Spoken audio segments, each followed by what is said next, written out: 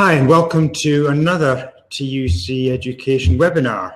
This is the second I've done. The first one was on stress, and if you weren't part of that, you can actually get it or find it on YouTube or the TUC education website. This is the second one we've done this month. The first one was on trade union membership. This is an occupational cancer. And there's two more this month, so please do keep on looking at the TUC education website. The next one I'll be doing is going to be in November on well-being. Now, if you do want to participate in this webinar, it's just not all the time, hopefully. You can ask questions. There's links on the site on how to do it. There's a poll there you can answer, and of course you can just comment and chat and say something nice or sort of any comments that you've actually got. That's the bottom right of the screen. Now, occupational cancers are a really important issue in the workplace. It's also a very emotive one. Reality is that a lot of representatives never actually see many people with occupational cancers because often people develop them after they've left the workplace, because cancers can develop 20, 30, even 40 or 50 years after exposure. In terms of how many cancers are actually caused by occupational exposure every year, it's very difficult to say, because basically if someone gets a cancer like lung cancer, now, it can be for a whole wide range of reasons. It can be because they smoked, it can be because of other lifestyle issues, the environment, and so on. Or it can be caused by work, exposure to something like asbestos or silica or diesel fumes. You can't tell from an individual cancer whether it's caused by work or whether it's caused. So what you have to do is look at the number of people within certain industries, let's say construction, for instance, and see whether there are more, on average, cases of cancers among them than there are in the general population. So that's how they estimate how many cancers are caused by occupational exposure through work every year. And the HSE, the Health and Safety Executive, estimates that there's round about sort of 13,500 new cases of cancer every year that are caused by work. And of those, there are 8,000 deaths every year.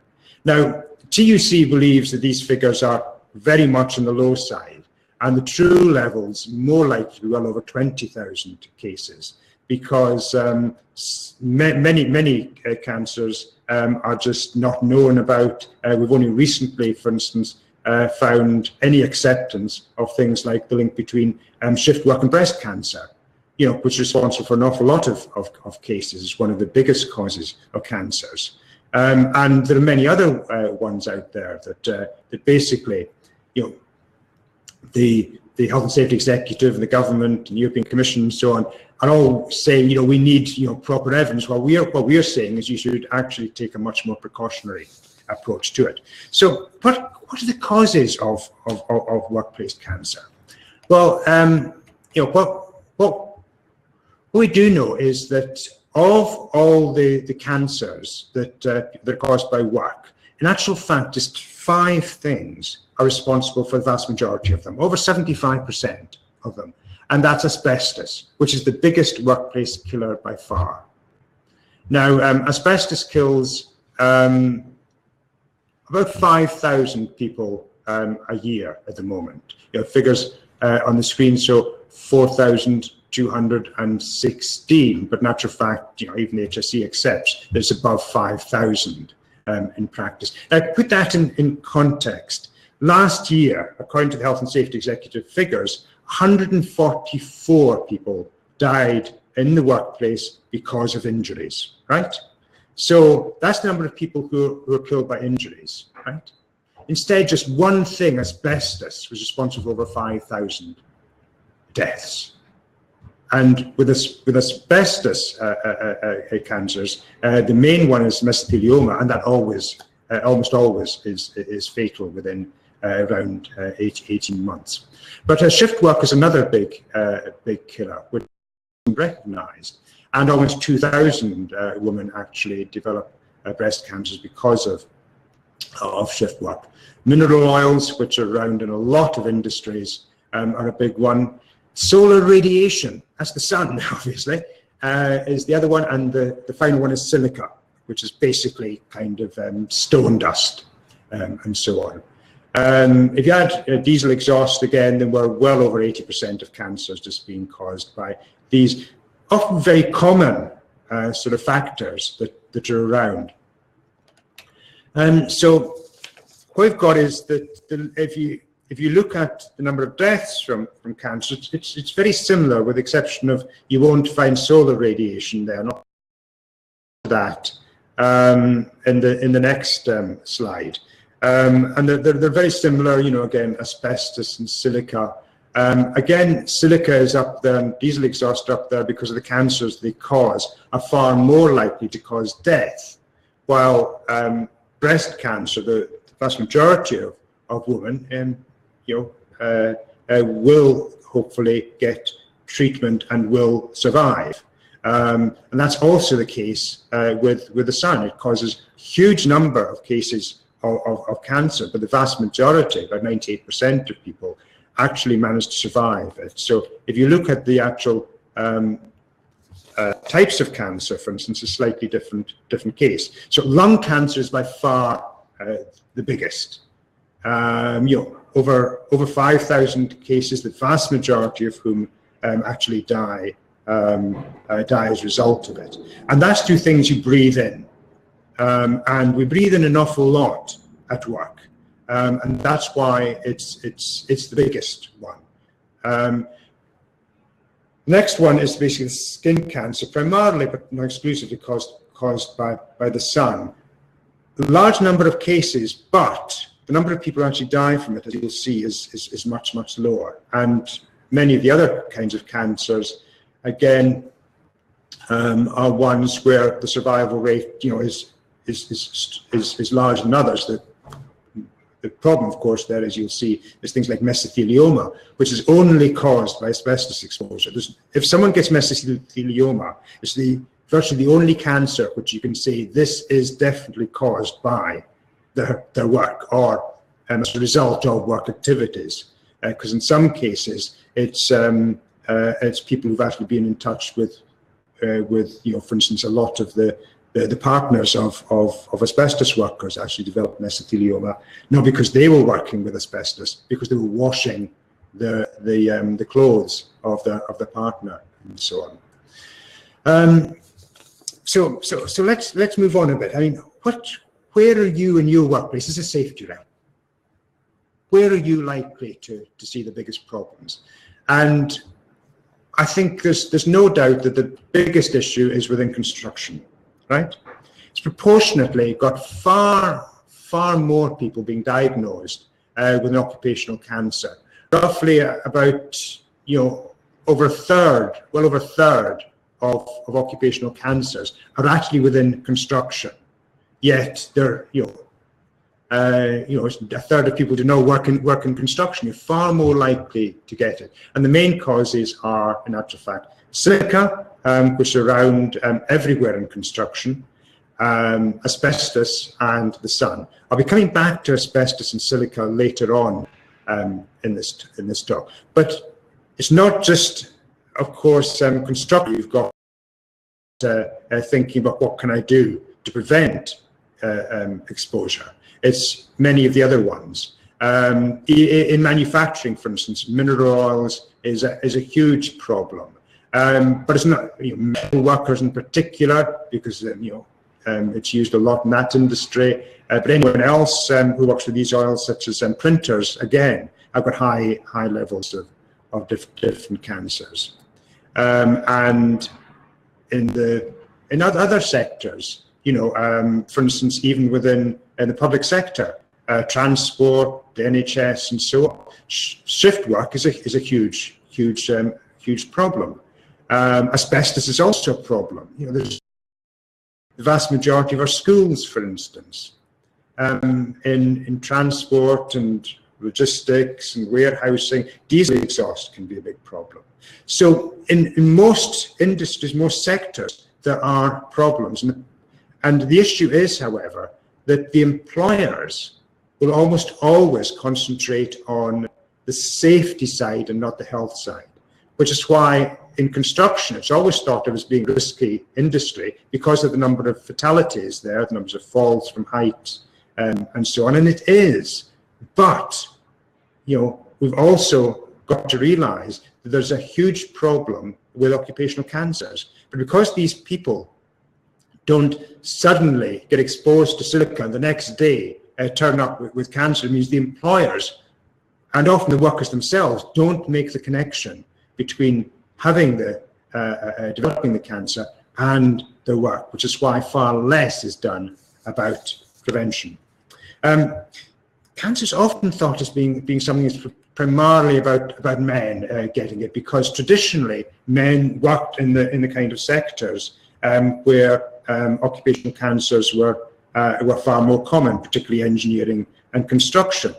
But the thing is that there's a couple of reasons that's actually changing. One, we're recognizing much more, I think, the cancers that women get that's connected with work, which previously hadn't been identified and recognized. The main one I gave was breast cancer and some of the things that can cause that. But also job segregation is breaking down, and a lot of women are now in sectors that traditionally would have mainly been men. Now, the other thing that we're often told, always told in fact, is that, yeah, there are all these problems, but historical problems, you know, that things around asbestos exposure, mining, and all these kind of things, they're in the past. You know, they were for our sort of our parents and our grandparents. Nowadays, you know, it's not the same kind of problem. We don't have heavy engineering, we don't have mining. That is utter nonsense, I'm afraid. The exposure now is, I think, different, not less. Asbestos, for instance, you know, there's still about 5 or 6 million tons of asbestos in our workplaces. You know, shift work is much more common than it has been in the past. Diesel is a relatively new issue. You know, all these are major ones. Silica is another issue that hasn't gone away. In actual fact, it's probably getting more of an issue because of the way we now construct buildings and the way that refurbishment happens far more often. So the kind of dust that we see in refurbishment is far more common than it was in the past, where a lot of building work actually took place out in the open in uncovered areas. So they are not going away. Wood dust, again, now there were furniture with MDF and so on, and you've got warehouses full of the stuff. All you've got to do is go down to something like IKEA. You can smell it in the air in the warehouses. So it's certainly still there. It's just different. So many of these are areas where exposure is actually increasing. Plus, there are, of course, new industries that are developing with new risks that often we don't know about. Recycling is a massive one. There's a lot of heavy metals that are used there with recycling, particularly electronic stuff, mobile phones, computers, and so on, which can cause cancers. Again, a lot of dust. There's a lot of spores that come along with a lot of the recycling, particularly organic matters, which can be problematic. And there's growing evidence now, there's considerable risks from nanotechnology as well, which is sort of going from leaps to bounds. So what we're looking today is effectively a snapshot of what happened 40 years ago. But that doesn't mean that what we're going to see in 40 years is going to be different unless we take action now. And that's why we've got to address these issues now around things like diesel and silica and asbestos. There's no point in actually waiting, in 40 years' time and saying, oh, well, yes, nanotechnology is a problem, let's do something about it. We've got to do it now. Otherwise, we end up with the kind of situation we had with asbestos, where unions and a few people were saying asbestos is a huge problem, and everyone else was saying, well, we don't have the evidence. We don't have the evidence. We saw with the tobacco industry. It was no different with asbestos. And now we have a huge problem with asbestos. So what does the law actually say? Well, basically, the risk assessment approach. It says that all carcinogens have to be removed or substituted where possible. Now, there are 6 principles of the risk assessment approach, which is if there's a problem, then what you should be doing is trying to remove the hazard entirely. So if there's a carcinogen being used in the workplace, first thing you say is, well, do we actually need it? And often the answer is no. So what they should do is try to get rid of using that particular chemical or substance if possible, and if not, look at whether you can substitute it. There are a lot of chemicals which employers used to say, oh, we can't do without this, we can't do without it at all, we can't manufacture unless. But then, once the laws change, they're actually forced to, they suddenly find all these substitutes. So often it's a lack of will rather than a lack of ability. They also, if it is being used, then they have to try to bring down the level of exposure as far as possible, right? As far as reasonably practical is what the law says. And, that can be done often by making sure that the process that's using the carcinogen and the worker are kept totally apart, through barrier methods, glass and whatever, or through ventilation and so on. However, there are also what are called workplace exposure limits. Now, these are maximum levels that you can be exposed to, and there's a lot of carcinogens have got them. And the employer has to bring down exposure to that level. But, it's a big but. Most employers think they've got that level, then they're not breaking the law, that's it. That's not what the law says. If they can bring it down further, they should be. Because I'll say this a couple of times during today, and that is there are no safe levels of carcinogens, right? There are no safe levels of exposure. No one should be exposed to carcinogens, ideally, in the workplace. And where there's a workplace exposure limit, that is an absolute maximum. It doesn't mean it's safe to work up until that level. In actual fact, even at that level, a large number of people are still likely to get cancers. So let's not see them as being, the safe level. They're not. Law also says that you should be reporting a case of occupational cancer, and I'll come back to that again to show how that's not happening as well. But having laws, anyway, and having effective laws are very different things. And part of the problem is that having these exposure limits for cancers, as opposed to a lot of other chemicals, it perpetuates this myth that there's a safe limit for carcinogen. That employers still believe when there's a workplace exposure limit, they can work up to that. We as safety representatives have to get away from that. But the other thing is that often people are exposed to more than one carcinogen, particularly ones that cause problems to the lungs or problems to the skin. And if a worker is exposed, they don't know. Basically, there's dust around. You don't know whether that dust contains silica, asbestos, or wood dust, or whatever. It's just basically dust. And safety rep, you want to get rid of as much dust as possible and fumes as far as possible. But What you can't do is say, in actual fact, you know, the employer is breaching the workplace exposure limit, because you as a safety rep aren't going to have access to that kind of data unless the employer monitors. And that's really important. We've got to ask the employers to monitor what's in dust, what's in fumes, and so on, so that they're making sure that they are bringing it down as low as practical, and also giving that information to you as the safety representative. Because, you know, you can't expect workers to come and say, well, I've just been exposed to the WEL for silica this week. They're not going to know.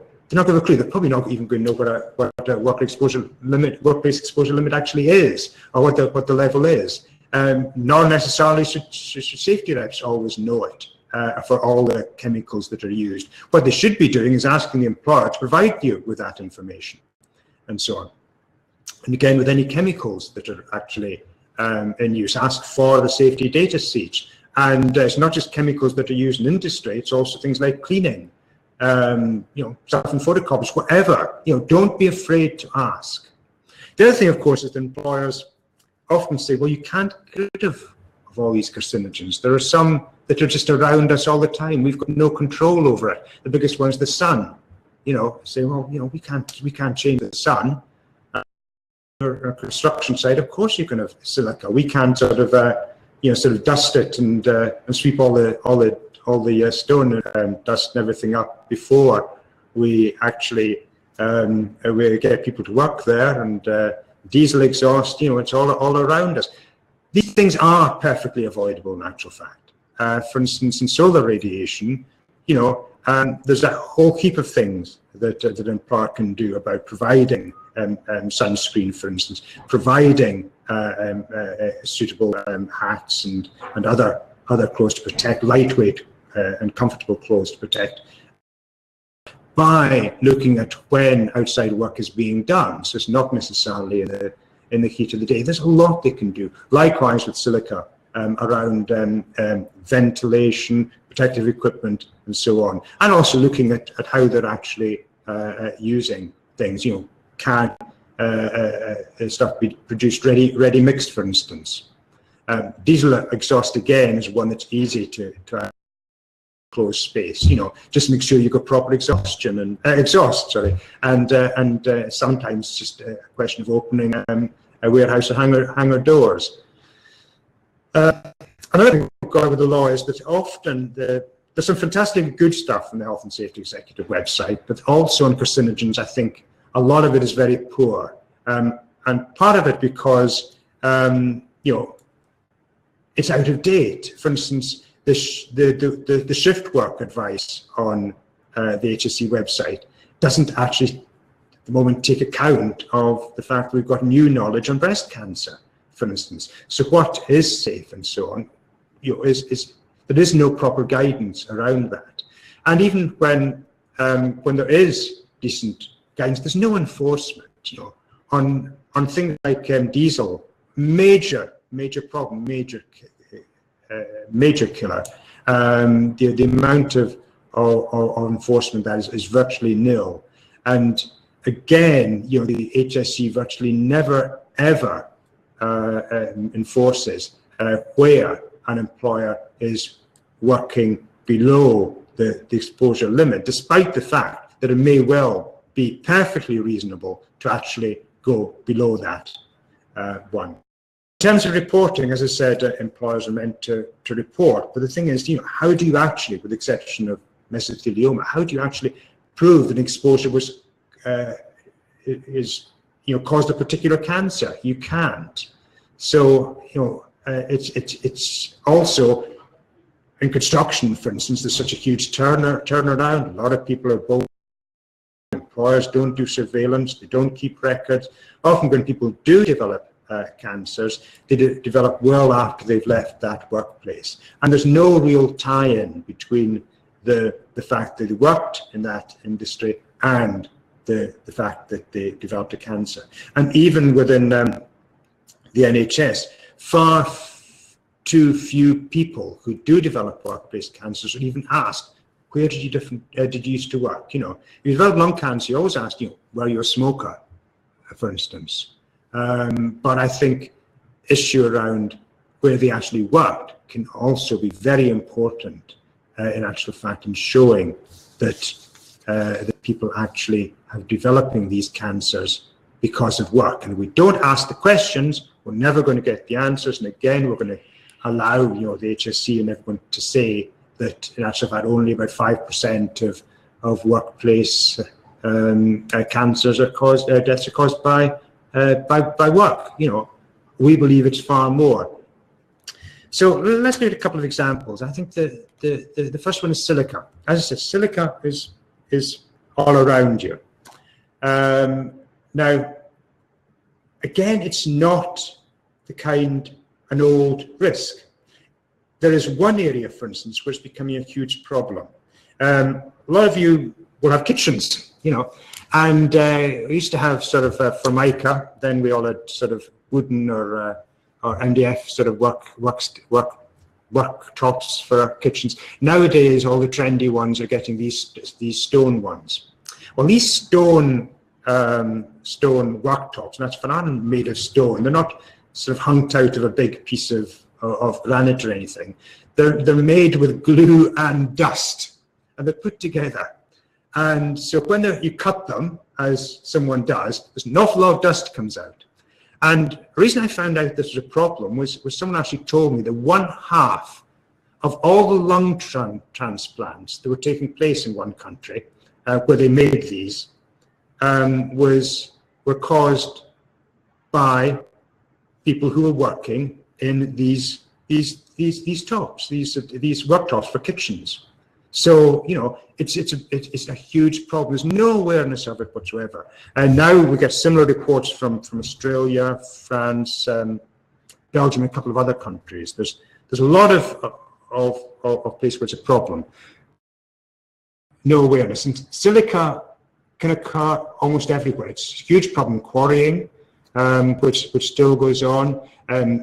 Some forms of mining, when you're actually mining something like potash or coal or whatever, it's mainly that you're doing rather than stone. But often with open cast mining, for instance, you're actually getting a lot of stone and dust up beforehand. Likewise, in construction, it's all around you. Now, if we halved the current exposure rate, then we'd be able to reduce the number of cancers caused by silica by about 202 over the next 20 years. That's 202 lives would actually be saved. And this is only to the level which the United States have actually got. You know, we're not actually talking about a massive reduction. A lot of countries have got a much lower level than the UK. But in actual fact that even if you did that, what we'd find is that most employers would just ignore it. When the HSE went out and actually looked, they found that only 30% of employers were complying with the existing regulations. So the best way of reducing the level of deaths from silica, from cancers, would in actual fact be to reduce the level and also increase enforcement. And if 90% of workplaces were actually doing what the law said, then rather than just saving 202 lives, we'd be saving 745 lives. And silica is an example, and there's a lot of them, where in actual fact exposure doesn't just cause cancer, it causes a lot of other diseases as well. Silicosis is the main one, which are lung problems. The actual amount of lives that would be saved would actually be far greater than that, just by decreasing it. Asbestos is the other example I want to mention. Now, the laws in the UK, everyone thinks are very strict on asbestos. You've got to manage it safely, you know. We also know there are hundreds, thousands of times that someone is exposed to asbestos every single year. Most maintenance workers, you know, they don't know what they're drilling into. yet there's 6 million tons of asbestos that was imported in the last century, and most of it is still there, because in 500,000 workplaces, they've still got asbestos. It's hidden behind walls, or in old boilers, or in roofs, or in basements. It's there, and there's no legal requirement for the employers ever to remove it. The idea is that, you know, by managing it safely, then that's all you have to do. But you can't manage asbestos safely. What we want is that we want the HSE and the government to actually say, get rid safely over a period of time of all asbestos, because until we do, we're going to continue to get this kind of exposure that we're seeing all over the place. So in the last few minutes, just what's the TUC view? I mean, our view is quite simple. We don't think there should be any exposure in the workplace to anything that causes cancer, right? Because there are no safe limits. The existing laws are completely inadequate. They're unenforced.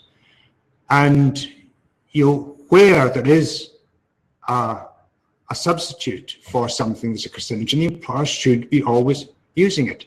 So what we're campaigning for is things like the eradication of all asbestos in the workplace, proper exposure limits for silica and for dust generally, new guidance on shift work, you know, proper enforcement in diesel exhaust, protection for outside workers. Now, between them, these would deal with roughly 75 to 80% of all the current causes of occupational cancer. Just these 5 simple things. So just to conclude, because we want a couple of questions as well. You know, what I can't say often enough is there is no safe limit for carcinogens. Just because something has got a maximum exposure limit, or a well, as we call it nowadays, it doesn't mean that it is safe. You know, let's get proper laws, proper enforcement. You know, cancer is, you know, so carcinogens are responsible for what TUC reckons about 20,000 cases of cancers every single year. Every single one of them is avoidable.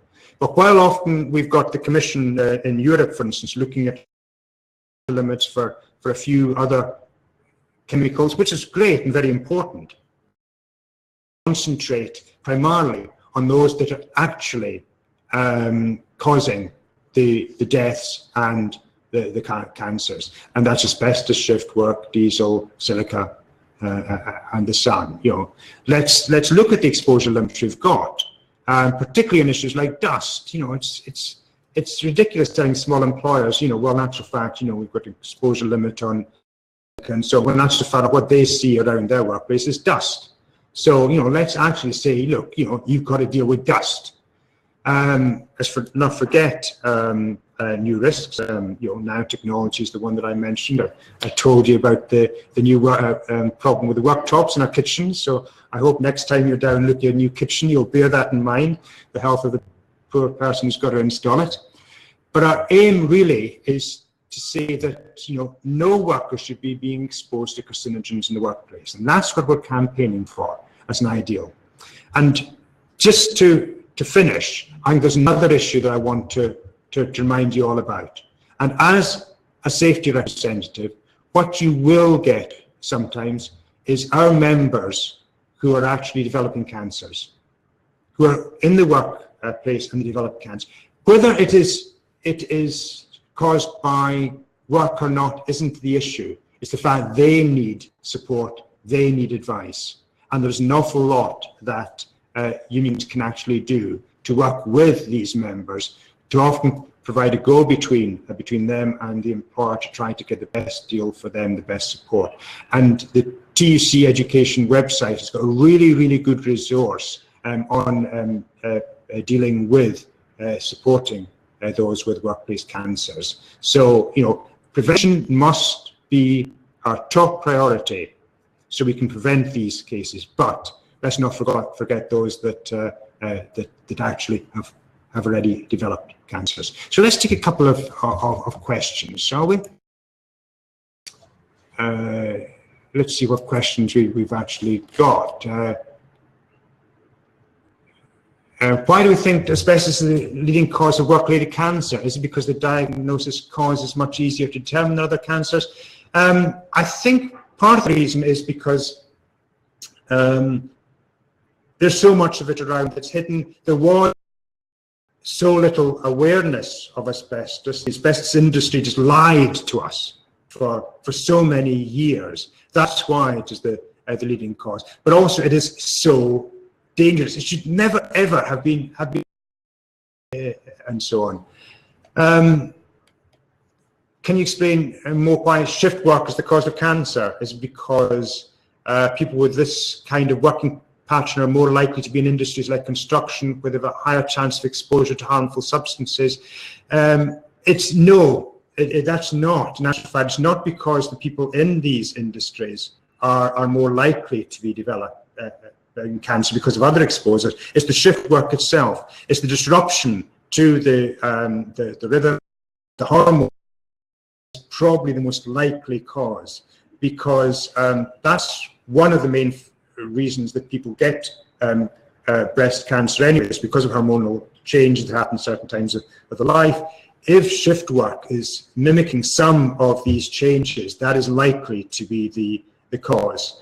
Again, we need more information, I think, more research to try to make sure that we know how we can manage shift work to reduce that risk as much as possible. But it is the work patterns. What we need from the HSC is good guidance about what the best work patterns actually are. And I think, unfortunately, so left. So I'll try to take another one. As from someone whose members are driving examiners, people love to hate. Oh, you only hate driving examiners if you actually fail your test. If you pass, you love them. And he wants to know about salts becoming more common. Can these factors increase the risk of developing cancers? I don't think that's the case. I think what the evidence for anyone involved in a motor vehicle is actually, in diesel particularly, is diesel exhaust, which is the more worrying. So thanks all of you for the questions, and thank you very much for listening in. I hope to see you again in November when I'm talking about well-being, but do please look also at the webinars we've got. Thank you very much.